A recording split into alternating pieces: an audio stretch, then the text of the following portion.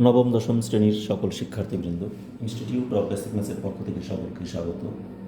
আজ আমি তোমাদের গণিতে 11 অধ্যায় অর্থাৎ অনুশীলনী 11.1-এর অনুপাত এবং সমানুপাতের যে অঙ্কগুলো আছে সেগুলি সমাধান করে দেব।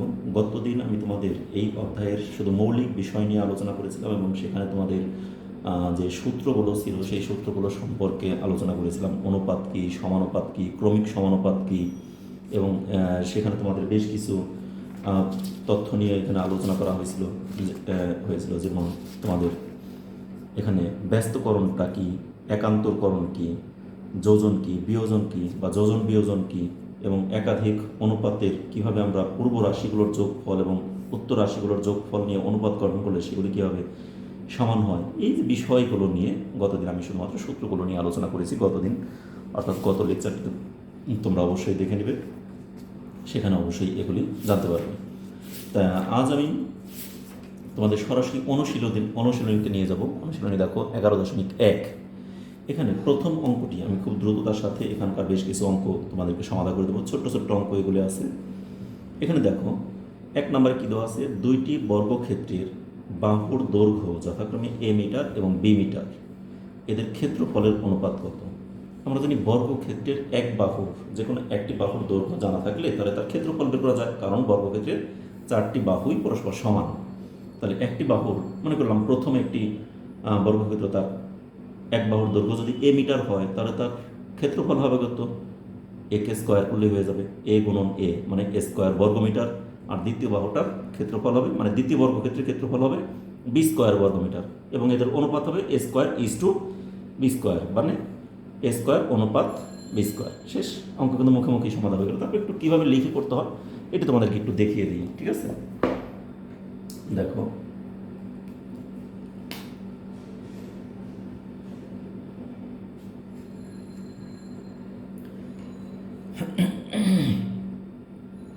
আমাদের 1 নম্বর অঙ্কটা আগে আমরা শুরু করি। দেওয়া আছে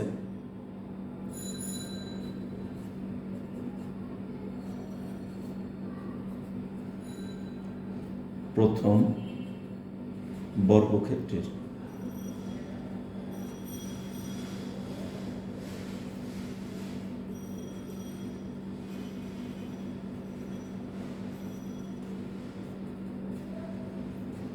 দৈর্ঘ্য সমান সমান a মিটার। এটা দেওয়া আছে প্রথম বর্গক্ষেত্রের এক বাহুর দৈর্ঘ্য a মিটার। সুতরাং প্রথম বর্গক্ষেত্রের ক্ষেত্রফল a ইন্টু a বা a স্কোয়ার বর্গমিটার।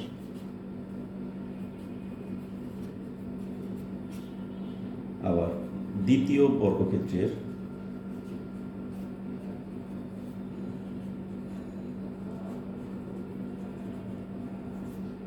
এক বাহুর দৈর্ঘ্য b মিটার। সুতরাং দ্বিতীয় বর্গক্ষেত্রের ক্ষেত্রফল সমান সমান b গুণন b বা b স্কোয়ার বর্গমিটার। এগুলো আমাদের বের করে ফেললাম। এখন আমাদের বলছে কি, প্রথম বর্গক্ষেত্র এবং দ্বিতীয় বর্গক্ষেত্রের যে ক্ষেত্রফল আছে সেই ক্ষেত্রফলের অনুপাত কত? তাহলে আমরা লিখে দিতে পারি, সুতরাং প্রথম ও দ্বিতীয় বর্গক্ষেত্রের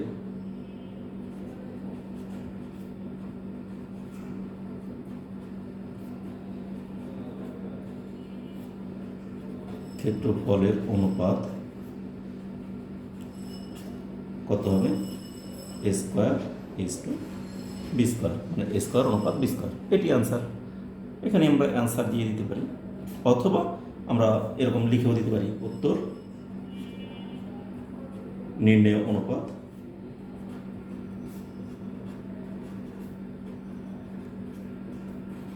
a square is to b square. এইভাবে আমরা লিখে দিতে পারি। হয়তোবা এখানেই অ্যান্সার দিয়ে দেবো। আমি এখানে তোমাদের একটু আন্ডারটেকেন দিয়ে দিই, হয়তো এখানে আমরা অ্যান্সারটা দিয়ে দেবো, অথবা তুমি উত্তরটাকে এভাবে আলাদাভাবে লিখে দিতে পারো, নির্ণয় অনুপাত square is to B square. শেষ। তাহলে আমাদের কিন্তু 1 নম্বর অঙ্কটা কিন্তু কমপ্লিট হয়ে গেল, একদমই খুব স্বল্প সময়ে, খুব সহজ অঙ্ক এগুলি। এই জন্য আমি প্রতিটি অঙ্ক তোমাদের খুব দ্রুততার সাথে খুব সহজভাবে সমাধান করে দেওয়ার চেষ্টা করবো, ঠিক আছে? তোমরা একটু মনোযোগ দিয়ে খালি অঙ্কগুলোকে দেখবে, আশা করি সবাই বুঝতে পারবে, খুব সহজ সহজ অঙ্ক। তাহলে ঠিক আছে, এর পরবর্তী অঙ্কে আমরা চলে যাই।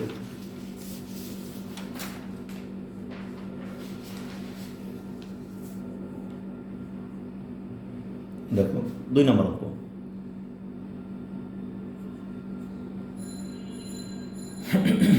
দুয়ে কি বলা আছে সেটা আমরা উপরে নিই। একটি বৃত্ত ক্ষেত্রের ক্ষেত্রফল, একটি বৃত্ত ক্ষেত্রফল দেওয়া আছে, বৃত্ত ক্ষেত্রের ক্ষেত্রফল একটি বর্গক্ষেত্রের ক্ষেত্রফলের সমান হলে এদের পরিসীমার অনুপাত নির্ণয় করো। তাহলে এখানে কিন্তু আমাদের কোনো অংশ কিছুই দেওয়া নাই, দৈর্ঘ্য প্রস্থ, বৃত্ত মানে কি এখানে দৈর্ঘ্য প্রস্থ না, বৃত্ত মানে এখানে ব্যাসার্ধ লাগবে অথবা পরিধি লাগবে, ব্যাস পরিধি ব্যাসার্ধ এগুলি হলে আমাদের বৃত্তের ক্ষেত্রফল বের করতে পারবো। একইভাবে বর্গের ক্ষেত্রফল জানতে হলে একটি বাহুর দৈর্ঘ্য জানতে হবে, কিন্তু কোনোটাই আমাদের দেওয়া নাই, এগুলো আমাদের ধরে নিতে হবে। তাহলে একটি বৃত্তের ক্ষেত্রফল এবং একটি বর্গক্ষেত্রের ক্ষেত্রফল যদি পরস্পর সমান হয়, তাহলে এই ক্ষেত্রফল দুইটার এই বৃত্ত এবং বর্গক্ষেত্রটার পরিসীমার অনুপাত বের করতে বলছে। তাহলে এখানে কিন্তু আমাদের বেশ কিছু সূত্র জানতে হবে। সেই সূত্রটা আমি তোমাদেরকে এখানে অঙ্কের মাধ্যমেই লিখে দিই, আলাদাভাবে সূত্রটাকে না লিখে অঙ্কের মধ্যে আমি লিখে দেবো। তাহলে আমি দেখো, মনে করি বৃত্তের ব্যাসার্ধকে আমরা, ব্যাসার্ধটা জানা থাকতে হবে। মনে করি বৃত্তের ব্যাসার্ধ কি আর মিটার, বৃত্তের ব্যাসার্ধকে সাধারণত আর দিয়ে সূচিত করা হয়েছে, ছোট হাতের আর। এই জন্য আর মিটার ধরতে পারি, ফুট ধরতে পারি, এজন্য কোনো মিটার ফুট গজ কোনো কিছুই না ধরে আমরা এখানে আর একক লিখে দিই, ঠিক আছে? তাহলে এখানে লিখি, মনে করি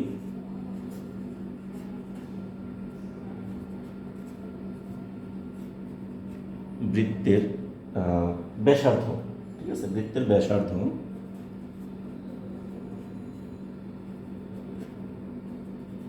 আর একক, এটাকে আমরা ধরে নিলাম, ঠিক আছে?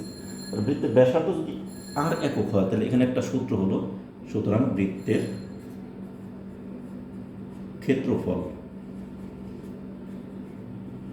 ক্ষেত্রফল নির্ণয়ের সূত্র হলো, আমরা জানি এখানে একটা সূত্রই আমাদের জানা আছে, পাই আর স্কোয়ার, পাই আর স্কোয়ার, পাই এটা কিন্তু পাই, ঠিক আছে? পাই এবং আর প্রায় সেম হয়ে গেল, এজন্য তোমরা অন্যভাবে লিখতে পারো এটাকে, পাইটা কিন্তু এই, ঠিক আছে? এই হলো পাই, আরটাও আমার কিন্তু প্রায় সেম, আমি এভাবেই লিখি, ছোটো হাতের আরটাকে তোমরা অনেকেই এইভাবে লিখো, এটাকে লিখে দিলে হলো, তাহলে দুইটা দুই রকমের হয়ে যায়, ঠিক আছে? তাহলে পাই আর স্কোয়ার, আর পাই মানে কি একটা স্থির মান, এটা একটা স্বতঃসিদ্ধ মান, এটা কিন্তু একটা নির্দিষ্ট মান আছে, পাইয়ের একটা মান আছে আমরা জানি। এটা কিন্তু বিজ্ঞানীরা গবেষণা করে পাইয়ের যে একটা মান বের করছে, সেই মানটাই হলো 3.141, একটা মান আছে, এই পাইয়ের একটা মান আছে, এটা হলো 3.141, আরও সামথিং আরও অনেক আছে, আমরা এইটুকু মনে রাখলেই হলো। অনেক সময় 3.1415ও আছে, যার জন্য আমরা 5 এখানে অনেকেই 2 দিয়ে দেয়, তো দরকার নেই, আমার এখানে তো কোনো অ্যাকচুয়াল মানটা আমরা বের করছি না, এই জন্য এটা আমার এখানে মুখ্য বিষয় না, এটা আমাদের পরবর্তীতে যখন লাগে সেখানে আমরা শিখবো পাইয়ের মান কত, সেটা আমরা পরে জানবো। এখন আমরা জানলাম তাহলে বৃত্তের ক্ষেত্রফল তাহলে পাই আর স্কোয়ার, এটা আমাদের একটা সূত্র, ঠিক আছে? এখন আমাদের বৃত্তের ক্ষেত্রফল পেয়ে গেলাম, আমার দরকার এখন একটা বর্গক্ষেত্রের, তাই লিখি আবার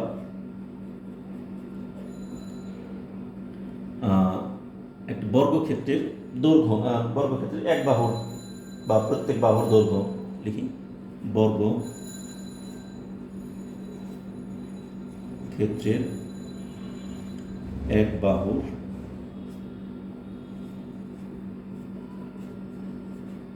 দৈর্ঘ্য মনে করলাম এ একক। এখানে বৃত্তের ক্ষেত্রফল এত যে লিখলাম, এখানে কিন্তু আর একক ছিল, আর ক্ষেত্রফলটা যখন আসবো তখন বৃত্তে কিন্তু বর্গ একক হয়ে যাবে, ঠিক আছে? এখানে কিন্তু আমরা লিখবো বর্গ একক, ঠিক আছে? তাহলে বর্গক্ষেত্রের এক বাহুর দৈর্ঘ্য এ একক, সুতরাং বর্গক্ষেত্রের ক্ষেত্রফল কি এ স্কোয়ার বর্গ একক। তাহলে বৃত্তের ক্ষেত্রফল পেয়ে গেলাম, বর্গক্ষেত্রের ক্ষেত্রফল পেয়ে গেলাম। এখন দেখো তো, বইতে কিন্তু একটা কথা বলে দিছে যে একটি বৃত্তের ক্ষেত্রফল এবং বর্গক্ষেত্রের ক্ষেত্রফল সমান হলে, দুইটা কিন্তু বইতে বলেই দিচ্ছে দুইটা সমান, যেহেতু সমান তাহলে আমরা প্রশ্ন মতে লিখতে পারি না, এই বর্গক্ষেত্রের ক্ষেত্রফল আর বৃত্তের ক্ষেত্রফল দুইটাকে আমরা সমান ধরে এখানে একটা মান বের করি আমরা, ঠিক আছে? তাহলে এখানে আমরা লিখতে পারি প্রশ্ন মতে কি বর্গক্ষেত্রের ক্ষেত্রফল সমান সমান বৃত্তক্ষেত্রের ক্ষেত্রফল, এই দুইটি তো বলছে। তাহলে আমরা বর্গক্ষেত্রের ক্ষেত্রফলটাকে আমরা ধরি এ স্কোয়ার, আর বৃত্তক্ষেত্রের ক্ষেত্রফল হলো পাই আর স্কোয়ার। এই তো উভয় পক্ষকে যদি আমি বর্গমূল করি মানে রুট করলে কি পাওয়া যাবে, শুধু এ থাকবে, আর এখানে রুট করলে আর স্কোয়ারটা হয়ে যাবে আর পাইটা থাকবে রুট পাই থেকেই যাবে। ঠিক আছে, এখানে আমি লিখেই দিতে পারি উভয় পক্ষকে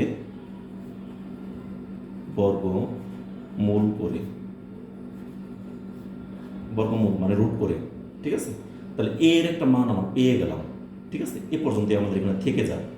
এরপরে বাকি অংশ আমাদের কি বলছে, ক্ষেত্রফলের পর আরও কিছু কথা বলছে যে এদের পরিসীমার অনুপাত কত। তাহলে পরিসীমা এখন আমাদের বের করতে হবে। তাহলে পরিসীমা বের করারও একটা সূত্র আছে, আমরা জানি।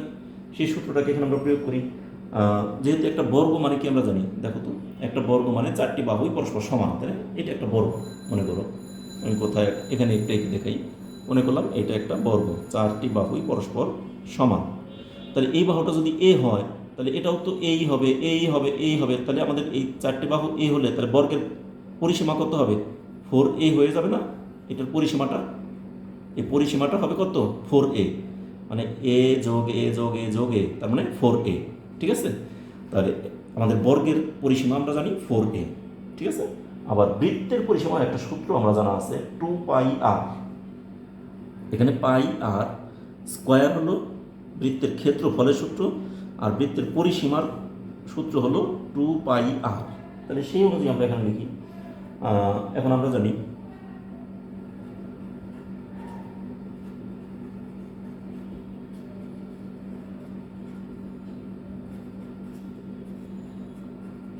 বৃত্তের পরিসীমা 2πr একক এবং বর্গের ক্ষেত্রফল, না ভুল বললাম, বর্গের ক্ষেত্রফল লিখলাম। ক্ষেত্রফল তো আমরা বের করছি, বর্গের পরিসীমা সমান সমান 4a একক। ঠিক আছে, তাহলে বর্গের পরিসীমা এত একক, বৃত্তের পরিসীমা এত একক। এখন আমাকে প্রশ্নে কি বলছে, প্রশ্ন বলছে বর্গের পরিসীমা এবং বৃত্তের পরিসীমা এই দুইটার অনুপাত বের করতে বলছে। তাহলে এখানে এই দুইটার মধ্যে আগে বলছে কাটটা, যেটাকে আগে বলছে সেটাকে আগে লিখবো। দেখো তো বইতে এখানে মধ্যে বলছে আগে হলো বৃত্ত, পরে বলছে বর্গ। তাহলে বৃত্তের পরিসীমা এবং বর্গের পরিসীমার অনুপাত কত সেটাকে আমরা এখন বের করবো। তাহলে আমার তো নিচে আর জায়গা না, আমি এই সাইডে লিখি এটাকে। ঠিক আছে, এখানে দেখি আটে কিনা, আটবে অবশ্যই। তাহলে লিখি সুতরাং বৃত্তের ও বর্গের পরিসীমার, বর্গের ও বৃত্তের পরিসীমার অনুপাত কত। আগে বর্গ, এখানে বৃত্তেরটা আগে, বৃত্ত হলো 2πr সমান সমান, আর বর্গের পরিসীমা আটটাকে এইভাবেই লিখলাম, আগেরগুলো কিন্তু এইভাবেই লিখছি, তোমরা এটাকে লক্ষ্য রেখো। আমি যেহেতু পাই এবং আর পাশাপাশি একই রকম হয়ে যায় আমার, এজন্য আটটাকে আবার এইভাবে লিখলাম। ঠিক আছে, সমান সমান 4a, 2πr সমান সমান 4a। এখন উভয় পক্ষকে আমি যদি কাজ করি, এই 4aটাকে আমি আগে লিখি, না এটা তো আগে লেখাই যাবে না, আমার যেহেতু বর্গটা পরে, তাহলে বর্গটাকে পরেই লিখতে হবে। উভয় পক্ষকে আমি যদি 2 দ্বারা ভাগ করি তাহলে কি পাওয়া যায় বলো তো? 2 দিয়ে ভাগ করলে এখানে আমাদের হবে 2 দিয়ে ভাগ করলে বা পাই আর সমান সমান 2a, এটা হয়ে যাবে না? পাই আর সমান সমান এখানে আসলো আমাদের 2a। ঠিক আছে, আমাদের এইটাই অ্যান্সার দিয়ে দেওয়া যায়। আবার এটাকে আমরা একটু যদি আরেকটু ছোট করে দিই, এর তো একটা মান বের করছি আমরা, সেই মানটাকে যদি বসিয়ে দিই তাহলে আমাদের আরেকটু সহজ হয়ে যায়। ঠিক আছে, এর একটা মান বের করছি আমরা, এ সমান করতো আর রুট পাই, এর মানটা আমরা এখানে বসিয়ে দিই। ওকে, তাহলে এখানে যদি আমরা এর মানটা বসাই তাহলে কি পাওয়া যায়, বা পাই আর সমান 2 ইন্টু এর মান কত আর রুট পাই, ঠিক আছে। এখন উভয় পক্ষ থেকে আর আর দুইটা কি যদি আমরা বাদ দিয়ে দিই, এখানে আর আছে এখানেও আর আছে, দুইটাকে বাদ দিয়ে দিলে আমাদের কি পাওয়া যায়, বা পাই সমান সমান 2 রুট পাই, এরকম লেখা যায়। এখন এই পাইটার একটা নির্দিষ্ট সংখ্যা, ওই যে বলছিলাম 3.14, এই যেখানে লিখছিলাম 3.141, তাহলে এটা এখন কিন্তু দুইটাই আমাদের সংখ্যায় চলে আসলো। এখন কিন্তু দৈর্ঘ্য আর এ যেগুলিকে ধরে নেওয়া হয়েছিল, আমরা তো ধরে নিয়েছিলাম আর, ধরে নিয়েছিলাম এ, সেগুলি কোনো কিছু রইল না, এখন খালি শুধু পাইতে রয়ে গেলো, পাইতে রূপান্তর হয়ে গেলো, তাই না। তাহলে এখন অনুপাত, এই অনুপাতটাকে এখানে সমান সমান আমাদের না দিয়ে একটু ভুল হয়েছে, এখানে অনুপাত দিতে হবে, অনুপাত দিয়ে দেবো, যদি সমান সমান না দিয়ে প্রত্যেকটাকে আমরা কী করব, অনুপাত দিয়ে দেবো, এখানে অ্যান্সার দিয়ে দিতে পারি। অথবা এই পাশের রুট আছে, যে কোনো এক পাশকে আমি রুট যদি বাদ দিয়ে দিই তাহলে কি হয়, বা এটাকে আমরা করতে পারি রুট পাই অনুপাত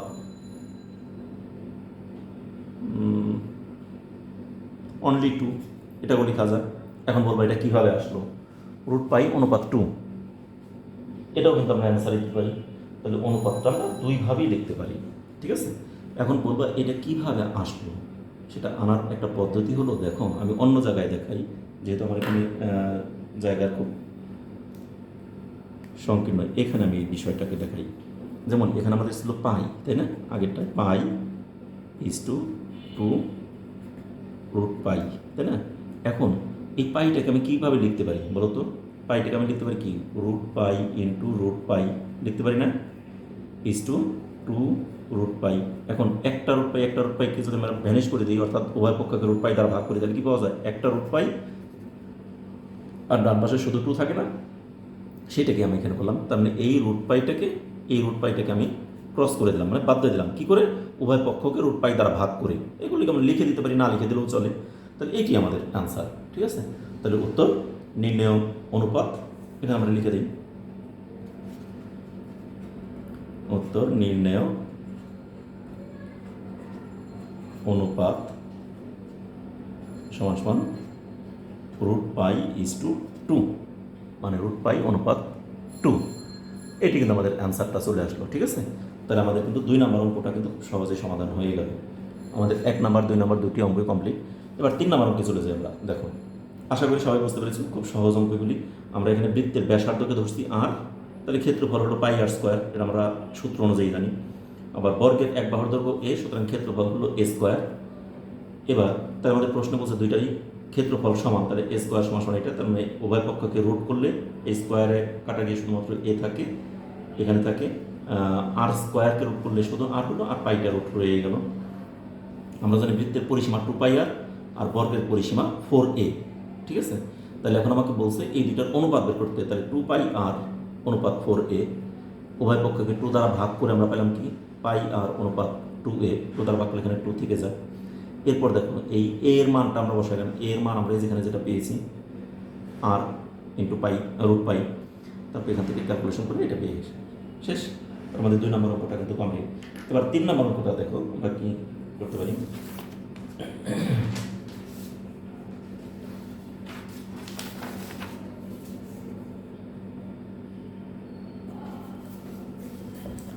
তিন নম্বর কী দেওয়া আছে, দুইটি সংখ্যার অনুপাত 3:4 এবং এদের লসাগু 180, সংখ্যা দুইটি নির্ণয় করো। এটা একেবারেই সহজ, দেখো আমি করে দিলে বুঝতে পারবে। দুইটি সংখ্যার অনুপাত 3:4, তাই না। 3 নম্বর অঙ্ক, 3 নম্বর,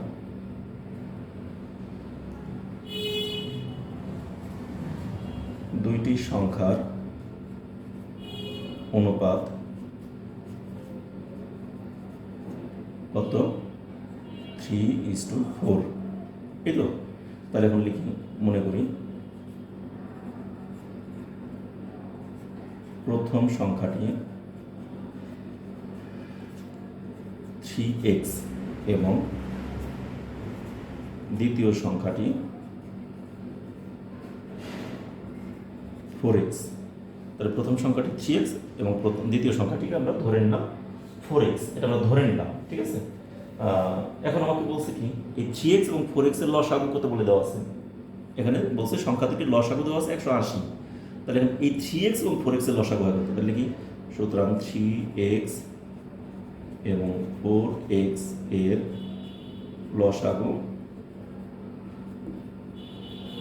কত, 3 এবং 4 এর গুণফল 3 4 12, x তো দুইটা মিলিয়ে একটা x, তার মানে লসাগু আসলো 12x। তাহলে কিন্তু প্রশ্ন মতে আমাদের কি দেওয়া আছে, দেখো প্রশ্নে কিন্তু আমাদের বলে দিচ্ছে দুইটি সংখ্যার লসাগু কিন্তু 12x না, দুটি সংখ্যার লসাগু 180, তাই না? তাহলে 12x সমান 180, তাই না? তাহলে সুতরাং x সমান কত হবে 180 ডিভাইডেড বাই 12, এই 12 দ্বারা বা দিয়ে দিই, 180কে কাটলে কত হয় 15, 12 একে 12, 6 0 60, 5 12 60। তাহলে সুতরাং এক্স সমান 15 পেয়ে গেলাম আমরা। তাহলে এখন আমাকে বলছে কি সংখ্যা দুইটি নির্ণয় করো। তাহলে এক্স এর মান যদি 15 হয় তাহলে প্রথম সংখ্যাটি কত হবে 3 × x, মানে 3 15 45। তাহলে লিখবো সুতরাং প্রথম সংখ্যাটি 3 × 15 সমান 45 এবং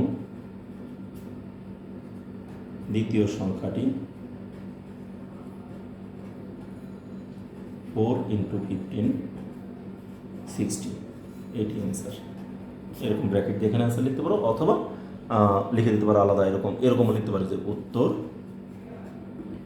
নির্ণয় সংখ্যা দুইটি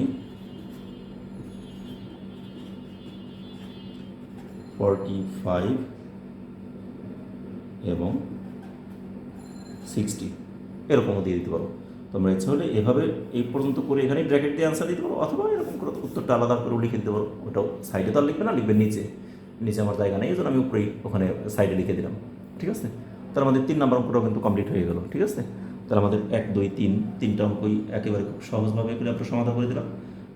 তো আজ এ পর্যন্তই থাকলো। আগামী ক্লাসে আমি তোমাদের আরও বেশি অঙ্ক দেখিয়ে দেবো।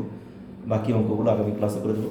প্রতিদিন অল্প অল্প করে অঙ্ক তোমাদের সমাধান করে দিলে আশা করি তোমরা অঙ্কগুলো খুব দ্রুতই চ্যাপ্টারটা শেষ করে ফেলতে পারবে। তা ঠিক আছে, আগামী ক্লাসে আবার দেখা হবে তোমাদের সাথে। সে পর্যন্ত তোমরা সকলে ভালো থেকো, সুস্থ থেকো এবং নিরাপদে থেকো। আমাদের চ্যানেলের সাথে থেকো। আমার ক্লাসগুলো যদি তোমাদের ভালো লাগে তাহলে অবশ্যই ক্লাসে এসে একটি করে লাইক দেবে এবং তোমাদের বন্ধুবান্ধব আত্মীয় স্বজন সবার সাথে ক্লাসগুলোকে শেয়ার করবে। একই সাথে বলবো যারা এই চ্যানেলকে এখনও পর্যন্ত সাবস্ক্রাইব করোনি তারা অবশ্যই সাবস্ক্রাইব করবেন, আর যারা অলরেডি সাবস্ক্রাইব করেছে তাদেরকে অসংখ্য ধন্যবাদ। ধন্যবাদ সকলকে।